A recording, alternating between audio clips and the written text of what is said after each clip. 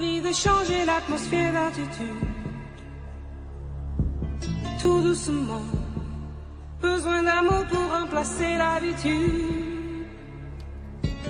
Tout simplement, arrêter les minutes supplémentaires qui font de ma vie un enfer.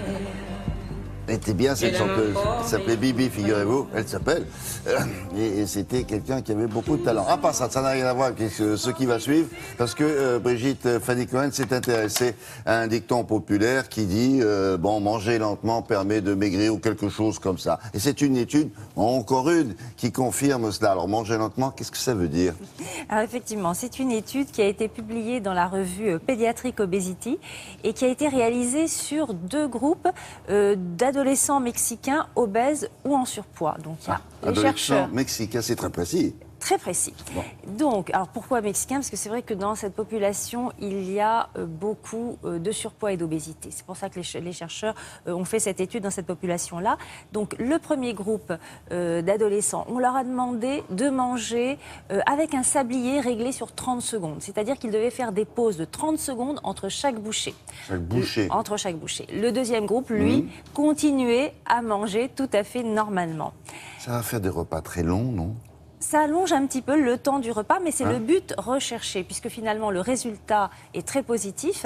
Dans le premier groupe, donc le groupe avec le sablier, il y a eu une perte de poids. C'est-à-dire que ce sont des adolescents qui ont, au bout d'un an, perdu entre 3 et 4% de leur poids initial, alors que dans le second groupe, sans faire de régime, je précise, il n'y avait pas de régime imposé.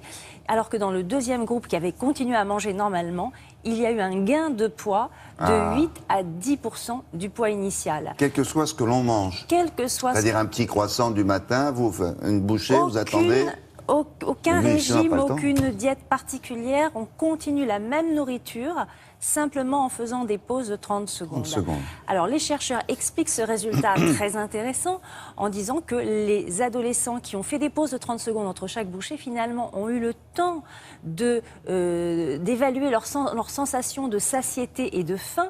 Et à partir du moment où ils ont eu le temps de se réapproprier cette sensation de satiété, ils ont pu s'arrêter de manger quand ils n'avaient plus faim, parce que dans notre organisme, il y a des mécanismes qui vont indiquer au cerveau quand on n'a plus faim, et c'est des mécanismes qui vont se mettre en jeu, et le temps qu'on met pour manger va permettre, soit la rapidité, soit la lenteur avec laquelle on mange, et ça permet de plus ou moins manger, de plus ou moins maigrir. Explication en images.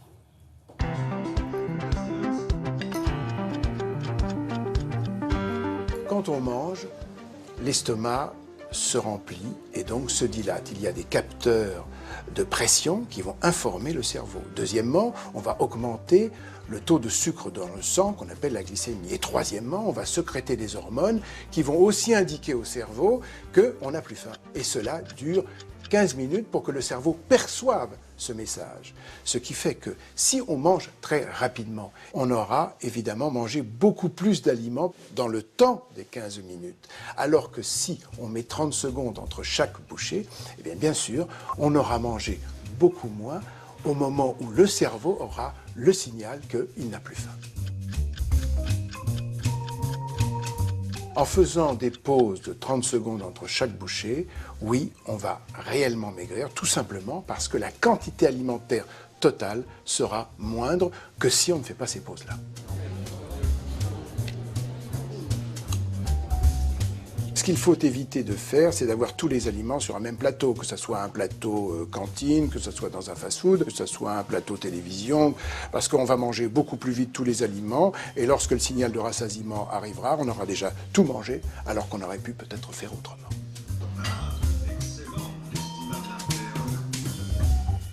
Il y a des astuces pour manger plus lentement. Par exemple, un sablier réglé toutes les 30 secondes. Il y a aussi le minuteur. Il y a également les baguettes asiatiques qui permettent de prendre plus difficilement les aliments. Il y a également la fourchette électronique que l'on peut régler tous les 15 ou toutes les 30 secondes et qui va vibrer si on est trop rapide. Mais il faut dire que tous ces moyens sont quand même très difficiles à utiliser à long terme.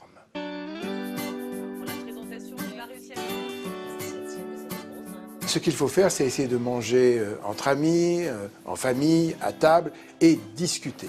Puisque quand on discute, finalement, on ne s'aperçoit pas du temps qui passe. Le signal de rassasiement va bien arriver au bout de 15 minutes, mais on n'aura mangé que l'entrée, peut-être une partie du plat principal, mais en tout cas, on n'aura déjà plus faim.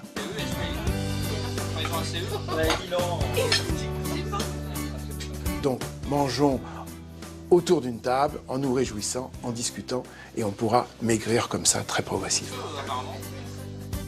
C'est pas très glamour hein, d'arriver à un rendez-vous amoureux et de mettre un chronomètre sur la table pour... Alors non, pas pour un rendez-vous amoureux, mais dans l'étude, les chercheurs disent que finalement, les adolescents se sont pris au jeu, que c'était très ludique pour eux. Donc chez les enfants et les adolescents, ça marche bien, c'est un jeu. Oui. Bon. Merci Brigitte.